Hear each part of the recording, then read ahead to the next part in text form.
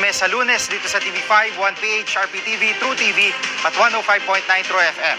Susunod na po ang Frontline Pilipinas.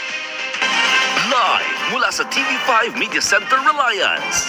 Kasama ang buong puwersa ng News 5. Ito ang 28th KBP Golden Dove Awards at 13th Macatao Awards Best TV Newscast. Frontline Pilipinas. Mga taga-DOTR na sorpresa sa sinitan nilang ambulansya. Nang buksan, mukhang pampasaherong van. LGU na may-ari ng naturang ambulansya nagpaliwanag. Ang lalaking yan, sinaksak ng kutsilyong pangtagtad ng lechon. Nakalakad pa kahit duguan na. Kung kailan pa naman magcha-Chinese New Year, delivery van at jeep nagbanggaan. Kahong-kahong hopya nagkalat sa kalsada.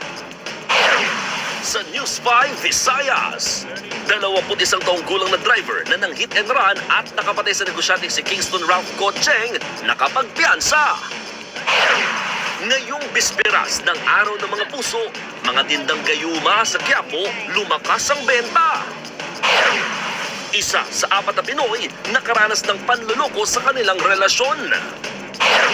At eto na nga, silipin natin ang taping ng inaabangang kapatid serye na may best friend Eman.